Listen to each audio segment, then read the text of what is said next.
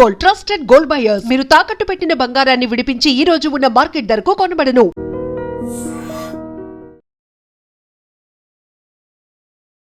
చదువు చెప్పే గురువుల మీదే చేయి చేసుకోవడము ఎంత దారుణమైన సంఘటన అంటే, సోషల్ మీడియాలో విపరీతంగా ఒక వీడియో ట్రెండ్ అవుతుంది. తనకి ఉపాధ్యాయులు తనకి బతుకు అంటే చదువులే కాకుండా జీవితంలో ఎలా ఉండాలి అనే ప్రతి ఒక్క విషయాన్ని పిల్లలకి నేర్పించే ఉపాధ్యాయుడి పైన ఒక విద్యార్థి అమానుషంగా దాడి చేయడం జరిగింది. ఆ వీడియో సోషల్ మీడియాలో వైరల్ అవుతుంది. ఒకప్పుడు మేము చదువుకునే టైంలో గురువుని తల్లిదండ్రుల కంటే ఎక్కువగా రెస్పెక్ట్ ఇచ్చి వాళ్ళకి భయపడుతూ వాళ్ళు చెప్పిన పనులు చేసేది. బట్ ఇప్పుడున్న జనరేషన్లో గురువు అంటే కనీసం అసలు మినిమం రెస్పెక్ట్ లేకుండా ఇష్టం వచ్చినట్టు కొట్టడం అవుతుంది. సో దాని గురించి అసలు పబ్లిక్ని అడిగి తెలుసుకుందాము ఏంటి దానిపైన సంఘటన అని చెప్పేసి. Hi bro. ఒక ఇన్సిడెంట్ జరిగింది, సోషల్ మీడియాలో మొత్తం విపరీతంగా వైరల్ అవుతుంది. ఏమంటారు దానికి, ఒక స్టూడెంట్ ఆ విధంగా దాడి చేయడం పైన? వాస్తవానికి పాత రోజుల్లో తీసుకుంటే ఒక టీచర్ని చూస్తుంటే అసలు అక్కడ టీచర్ అక్కడ ఉంటే స్టూడెంట్ ఇక్కడి నుంచే పారిపోయాడు, అంతా భయపడేది. ఇలా టీచర్లను చూస్తే అసలు భయపడే రోజులు పోయినాయి. ఇదంతటి కారణం ముఖ్యంగా పిల్లల తల్లిదండ్రులు అండి. ఇలా ఒక స్టూడెంట్ని ఒక టీచర్ ఎందుకు అంటాడండి? పిల్లగాడు తప్పు చేస్తేనే ఒక టీచర్ అంటాడు, అరే నువ్వు మంచిగా ఉండాలి, మంచి విధంగా ఉండాలా, బాగా చదువుకోవాలి అని చెప్పేసి టీచర్లు బెదిరిస్తారు. అంటే కొంతమంది కొడుతుంటారు స్టూడెంట్స్, కొంతమంది బెదిరిస్తుంటారు, కొంతమంది మాటతో చెప్తుంటారు. ఇలా ఆ విధంగా అని చెప్పేసి బెదిరించి పిల్లల మంచి కోసమే టీచర్ చెప్తారు. అలాంటి టీచర్ల పైన దాడి చేస్తున్నారంటే చాలా బాధాకరమైన విషయం. మేము చదువుకునే టైంలో కూడా టీచర్లు అంటే అసలు గజ్జ వణికేది. అంటే వాళ్ళు చెప్పే చదువులు అలానే ఉండేది, విధానం కూడా అలానే ఉండేది. ఇప్పుడున్న టీచర్స్లో ఏమైనా మార్పు వచ్చిందంటారా? మరి టీచర్లు స్టూడెంట్ బాగుండాలి, మంచిగా చదువుకోవాలి, నా స్టూడెంట్ ఎప్పుడు కూడా మంచిగా. అప్పుడు ఇంకా ఆ రోజుల్లో టెక్నాలజీ లేదు. ఇలా టెక్నాలజీకి తగ్గట్టు చదువు కూడా చెప్తున్నారు. ఇలా మనం చూస్తుంటే చిన్న పిల్లగాడు కూడా ఇంగ్లీష్ మాట్లాడుతున్నాడు. అంటే టీచర్లు చదువు చెప్పడం వల్లనే కదా ఇంత మంచిగా టెక్నాలజీలో ఇంత బాగా చెప్తున్నారు. ఇలా టీచర్లను ఒకటి ఏంటంటే ఈ పిల్లలు ఇట్లా ఈ విధంగా తయారవ్వడానికి కారణము తల్లిదండ్రులు, రాష్ట్ర ప్రభుత్వాలు. కానీ ఆ పిల్లాడు ఏం చెప్తున్నాడంటే, సార్ అయ్యుండి మా ఇంట్లో వాళ్ళని తిట్టాడు, మా అమ్మని తిట్టాడు అని చెప్పేసి చెప్పడం. ఏ టీచర్ కూడా వట్టిగా ఇంట్లో తిట్టారు. అరే ఇప్పుడు పిల్లగాడు తప్పు చేసిండు కాబట్టి నువ్వు తప్పు చేయక ఈ విధంగా ఏకని చెప్పేసి మనం మాట్లాడతాడు తప్ప ఇంటర్లో ఎందుకు పెడతారు? వాళ్ళని కంప్లైంట్ వచ్చిందని కూడా ఒక వార్త అయితే సర్క్యులేట్ అవుతుంది. బట్ ఎంతవరకు నిజమో మనకు ప్రాపర్గా తెలియదు. అదే తాగి ఉంటేనే టీచర్ అవుతాడు, నువ్వు తాగద్దు, ఈ విధంగా ఇట్లా తాగుతావు, నువ్వు స్టూడెంట్ అరే నువ్వు ఇప్పుడిప్పుడే ఇంత చెడు అలవాట్లు ఉంటాయి, భవిష్యత్తు రోజులు ఇంకా ఖరాబ్ అవుతావు, నువ్వు నా స్టూడెంట్వి, నువ్వు మంచిగా ఉండాలి, నువ్వు బాగా చదువుకోవాలని చెప్పేసి టీచర్ చెప్తాడు తప్ప ఇది ఇష్టం వచ్చినట్టు తిట్టే రోజులు వాళ్ళు ఎందుకు తిడతారంటే వాళ్ళకు కూడా అన్ని తెలుసు. ఇలా ఒక స్కూల్లో టీచర్ చదువు చెప్తుంటే అన్ని విధాలు తెలుసు, వాళ్ళకు చట్టాల కోసం అవగాహన ఉంటుంది, ప్రతి దాని గురించి తెలుసు కాబట్టి వాళ్ళు ఇష్టాంతరంగా మాట్లాడి పిల్లగాని తప్పుదం వల్ల ఆ విధంగా అయింది. ఆ విధంగా ఇప్పుడు గవర్నమెంట్ కూడా ఏం చేస్తుందండి, పిల్లగాని టీచర్ కొడితే తల్లిదండ్రులు వచ్చి టీచర్ను కొట్టడము, కొట్టిన టీచర్ గవర్నమెంట్ సస్పెండ్ చేయడం. ఒకటే అండి, పిల్లగాడు ఒకళ్ళు మాటతో వింటారు, వాళ్ళు కొడుతుంటారు, వాళ్ళు మంచి మాటతో చెప్తుంటారు, ఆ విధంగా ఉంటుంది తప్ప టీచర్స్ ఎలాంటి తప్పలేదు. ఇలాంటి స్టూడెంట్స్ని మనము గవర్నమెంట్ కూడా చర్యలు తీసుకోవాలి. ఎందుకంటే ఇలాంటి వాడిని ఒకరిని చూసి పిల్లలు నేర్చుకుంటారు. ఎందుకంటే చిన్న వయసులో ఉండేటువంటి పిల్లలు వాళ్ళకి ఏం తెలుస్తుందండి, అరే సార్లు కొట్టిండట మనం కూడా ఊకే మనని కొడతాడు, ఊకే తిడతాడు అని చెప్పేసి మిగతా సార్ల పైన దాడులు చేసే అవకాశాలు ఎక్కువ అవుతాయి. ఎందుకంటే ఒక పిల్లగాడిని ఒక టీచరు ఆ విధంగా ఎందుకు కొడతాడు? చదువుకోవాలి, నువ్వు గొప్పని కావాలి, నువ్వు పెద్దగా అయిన తర్వాత ప్రయోజనం అయితే అరే నా స్టూడెంట్ ఇలా గొప్పవాడండి అని చెప్పి టీచర్లు కూడా ఆ విధంగా చెప్పుకునే విధంగా ఉండాలి, నా స్టూడెంట్ కూడా మంచిగా ఉండాలంటే. కొన్ని విషయాలు చూస్తే ఇలా కొంతమంది నిరుపేద పిల్లలు ఉంటారు. ఇలా వాడికి ఏముంటుందంటే పిల్లగానికి వాడికి చదువుకుంటేనే వాడు ఇలా రేపటి రోజు జాబ్ చేసుకుని కుటుంబాన్ని పోయించిన వాడు మంచి బాగుతాడు.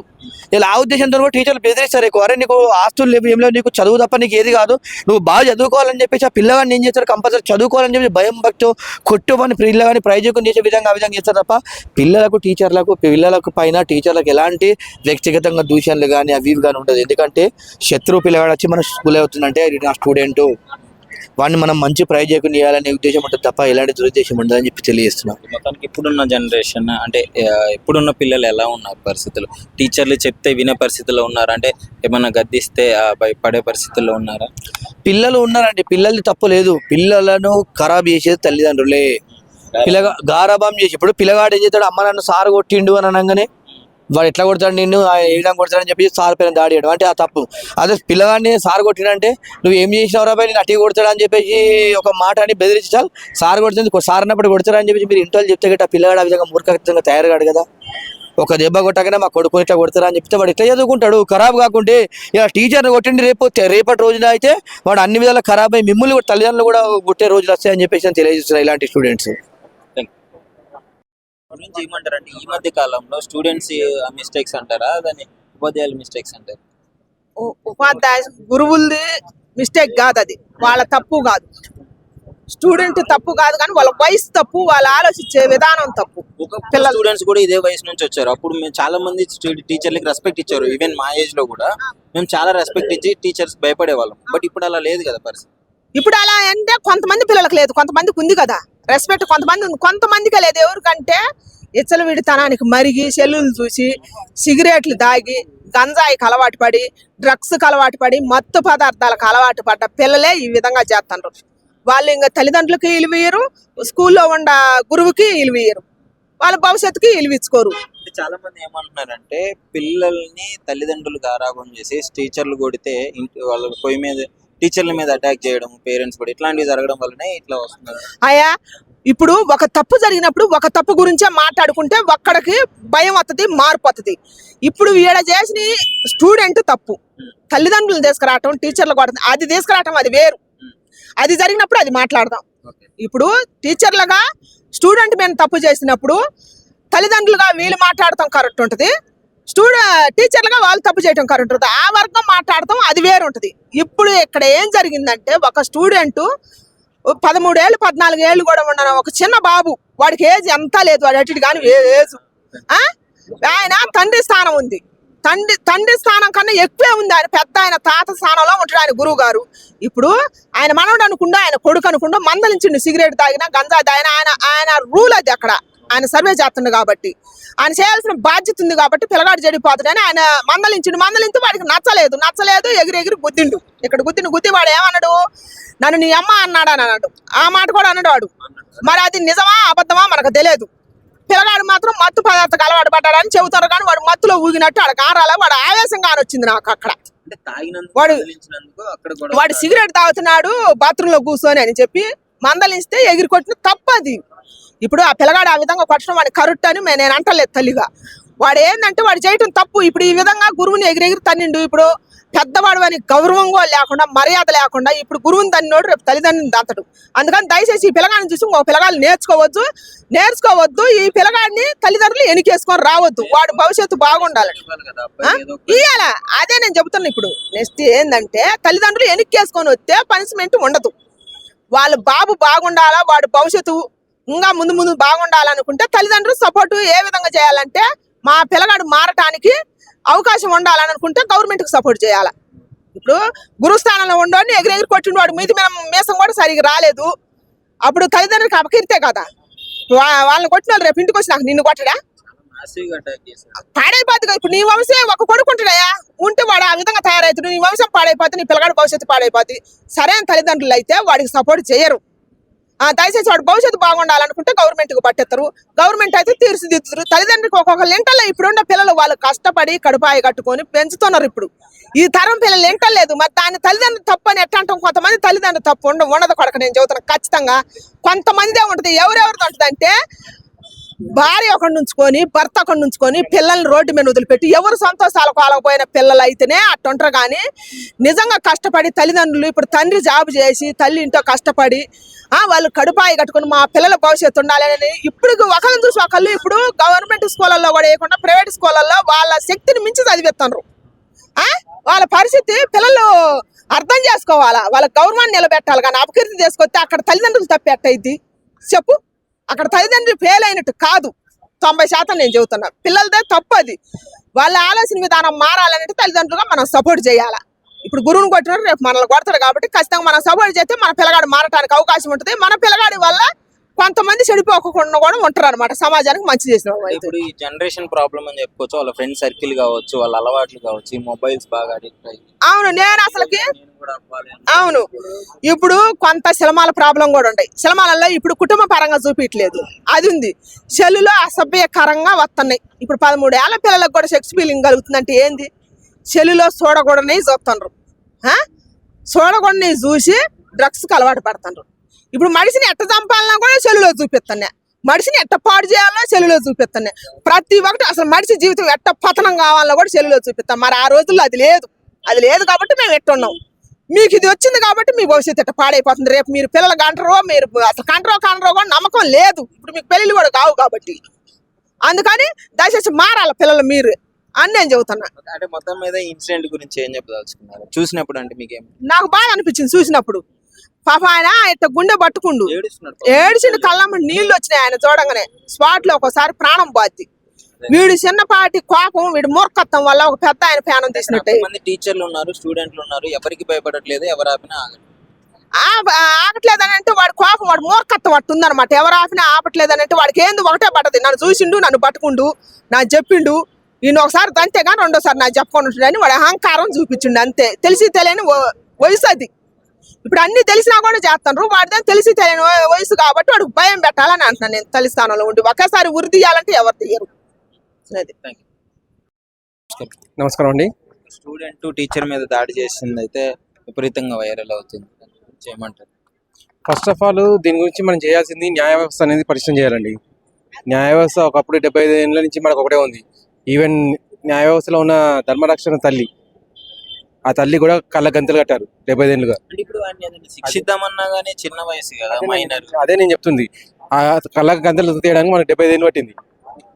న్యాయ వ్యవస్థ చట్టంలో కూడా అలా కళ్ళ గంతలు కట్టిన ఎన్నో చట్టాలు ఉన్నాయి. ఆ చట్టాలను తీస్తే గానీ ఇప్పుడు ఒక పిల్లాడు తనంతట తాను తెలుసుకొని గంజాయిని సేవించి ఒక టీచర్ అనేది కొట్టగలుగుతున్నాడు అంటే తనకు ఆ హోష్ అనేది, తనకు ఆ తెలివి అనేది ఉంది.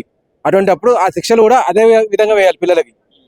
ఈ లెవెల్లో తను చేయగలుగుతున్నాడంటే తనకు ఆల్రెడీ మెచ్యూరిటీ వచ్చింది కాబట్టి జువెనల్ కోర్ట్ అనేది లేకుండా డైరెక్ట్ పెద్దలు వేసే శిక్షలు వీళ్ళకి వేయాలని చెప్పేసి అప్పుడు కానీ ఇక్కడ మనకు చర్యలు అనేది సరిగా పిల్లలలో మార్పు అనేది రాదు. చూసారా ఎంత అటాక్ చేస్తున్నాడు, ఎంత కోపంగా టీచర్. అదేనండి, ఇప్పుడు మామూలుగా ఏదో టీచర్ తిట్టాడు కొట్టాడు అని అంటే ఏది చేసినా కానీ స్టూడెంట్స్కి అందరికీ కోపాలు అనేవి ఉంటాయి. అరే ఈ టీచర్ వస్తున్నారా, ఈ టీచర్ని ఏదో చేయాలని చెప్పేసి అనుకోవడమే కానీ అందులో 90% పిల్లలు అనేది ఏది చేయరు, వదిలేస్తారు. టీచర్ పెద్దోడు మన గురించి చెప్తున్నా అని చెప్పేసి లేకపోతే భయం ఉండడం వల్ల ఏదో చేస్తారు. కానీ ఈ రకంగా కొట్టడం అనేది, ఈ రకంగా రివెంజ్ తీసుకోవాలని చెప్పేసి అది ప్రీ ప్లాన్ అన్నట్టు పిల్లలది అనేది. వాళ్ళు ఆల్రెడీ మెచ్యూర్ పొందారు అన్నట్టు. అంటే ఒకరిని ఎలా శిక్షించాలి, మనం ఒకరిని ఎలా చావు వరకు తీసుకెళ్ళాలి అని చెప్పి వాళ్ళు మొత్తం ప్లాన్ చేసుకొని వచ్చారు. అటువంటి అప్పుడు వీళ్ళకి ఏం చేయాలంటే చట్టంలో కొన్ని శిక్షలు అనేది చేంజ్ చేయాలి. పెద్దవాళ్ళకి ఏవైతే వేస్తున్నామో మళ్ళీ జైలు నుంచి బయటికి రాకుండా ఆ శిక్షలు అనేది వీళ్ళకి వేయాలి. అంటే ఎవరు మిస్టేక్ అంటారు? ఈ జనరేషన్ ప్రాబ్లమా, టీచర్స్ ఏమైనా టీచింగ్ సిస్టమ్ ఏమైనా మార్చాలా? ఒకప్పుడు బాగానే అందరు భయపడ్డారు టీచర్స్ కి, ఇప్పుడు అలా లేదు. పాతకాలం అప్పుడు సోషల్ మీడియా అనేది అంతగా లేదండి.